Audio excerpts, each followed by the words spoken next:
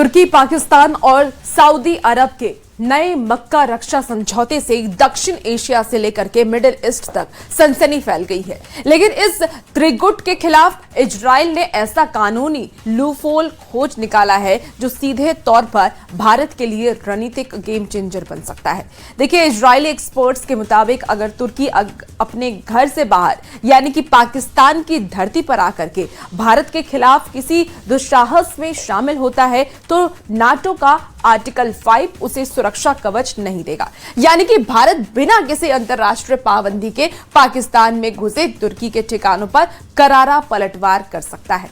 पर सवाल यही है कि मक्का समझौते के तहत बने इस नए ब्लॉक से भारत, इजराइल और मिस्र और यूनान समेत आखिर कितने देशों को सबसे बड़ा खतरा है और क्यों, रिपोर्ट में आपको दिखाते हैं।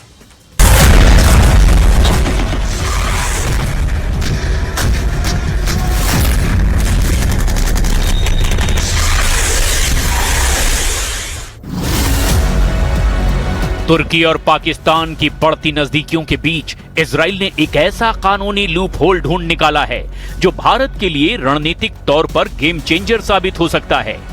इजरायली खुफिया विश्लेषकों का मानना है कि अगर तुर्की के सैनिक अपनी सीमाओं से बाहर जैसे सीरिया या पाकिस्तान में मौजूद हैं और वहां से हमला करते हैं तो उन पर जवाबी हमला करना नेटो के आर्टिकल 5 का उल्लंघन नहीं होगा। यानी अगर कल को भारत और पाकिस्तान के बीच युद्ध होता है और तुर्की अपने सैनिक या सैन्य ठिकाने पाकिस्तान में तैनात करता है तो भारत बिना नेटो के डर के उन्हें निशाना बना सकता है। कहने का मतलब साफ है कि जिस मक्का रक्षा समझौते पर 7 अगस्त 2026 को पाकिस्तान, सऊदी अरब और तुर्की ने हस्ताक्षर किए, उस मक्का समझौते के तहत अगर पाकिस्तान ने तुर्की के साथ साजिश करके भारत पर हमला करने या फिर भारत को घेरने की कोशिश की तो यकीन मानिए भारत न सिर्फ पाकिस्तान को रौंद डालेगा बल्कि जरूरत पड़ने पर पाकिस्तान में मौजूद तुर्की की सेना पर भी हमला कर सकता है। और अगर भारत मजबूरी में या आत्म सुरक्षा में ऐसा करता है तो ये मक्का समझौते के उस नियम का उल्लंघन नहीं होगा जिसके तहत किसी एक देश पर हमला होने पर तीनों देशों पर हमला माना जाएगा। सबसे पहले ये जान लीजिए कि पाकिस्तान, तुर्की और सऊदी अरब ने जिस मुस्लिम नेटो को बनाया है उससे सबसे बड़ा खतरा कितने देशों को है और क्यों है। 7 अगस्त 2026 को सऊदी अरब ने पवित्र शहर मक्का में आयोजित शिखर सम्मेलन के दौरान मक्का संयुक्त रक्षा समझौते पर हस्ताक्षर किए। इस ऐतिहासिक समझौते पर सऊदी क्राउन प्रिंस मोहम्मद बिन सलमान, तुर्की के राष्ट्रपति रेसिप तैयब एर्दोगन और पाकिस्तान के प्रधानमंत्री शहबाज शरीफ ने हस्ताक्षर किए। ये त्रिपक्षीय संधि सितंबर 2025 में हुए सऊदी पाकिस्तान रक्षा समझौते का विस्तार है। इसमें अब तुर्की को भी शामिल कर लिया गया है। पश्चिम एशिया में अमेरिका के कमजोर होते सुरक्षा छत्र के बीच इसे एक नए क्षेत्रीय सुरक्षा ढांचे के रूप में देखा जा रहा है। امریکا در عربستان حمله بکنه پاکستان هیچ عکس العملی نشون نمیده، حتی ترکیه، چون میدونن اگه عکس العمل نشون بدن وارد جنگی خواهند شد که طرفش ایران خواهد بود. بیشتر جنبه‌های تبلیغاتی و اینها داره و به نظر من از نظر تهدید ایران هیچ اثری نداره. पाकिस्तान तुर्की पर भारी पड़ेगा भारत, इजराइल का बड़ा दावा। इजराइल ने पाकिस्तान और तुर्की और भारत पर हमले को लेकर एक ऐसा सनसनीखेज दावा किया है जिसे भारत का मास्टर स्ट्रोक माना जा रहा है।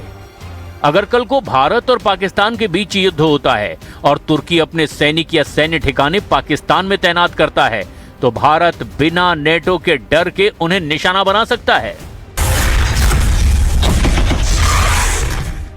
इजराइल के इस खुलासे ने भारत के रक्षा रणनीतिकारों को एक ऐसा फ्री हैंड दे दिया है जिसने पाकिस्तानी जनरल आसिम मुनीर के सारे गणित को ही बिगाड़ कर रख दिया है।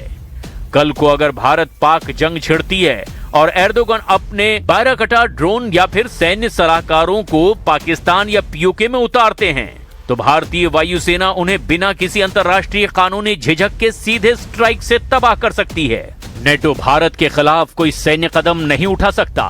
मक्का पैक्ट के बावजूद इजराइल और सऊदी अरब के बीच बैक चैनल समझौते मजबूत हैं। सऊदी का ध्यान केवल ईरान को रोकने पर है वो भारत के खिलाफ पाकिस्तान का साथ देने के लिए अपनी अर्थव्यवस्था दांव पर नहीं लगाएगा।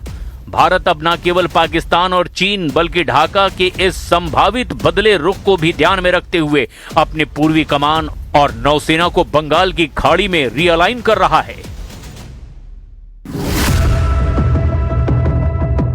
पाकिस्तान और तुर्की का सैन्य गठजोड़ लगातार मजबूत हो रहा है। तुर्की न सिर्फ पाकिस्तान को घातक ड्रोन और हथियार दे रहा है, बल्कि संकट की स्थिति में अपनी सैन्य मौजूदगी की रणनीति भी बना रहा है। तुर्की ने पाकिस्तान और सऊदी अरब के साथ नेटो के ही आर्टिकल 5 की तरह समझौता किया है, जिसमें एक देश पर हमला तीनों पर हमला माना जाएगा। लेकिन इजराइल के बताए इस रास्ते के बाद अगर भारत और पाकिस्तान के बीच संघर्ष होता है और तुर्की अपने सैनिकों, फाइटर जेट्स या सैन्य सलाहकारों को पाकिस्तान की सरहद या पीओके में भेजता है, तो फिर भारत के हाथ बंधे नहीं होंगे। इसका सबसे अच्छा उदाहरण खुद इजराइल ने साबित करके दिखाया है।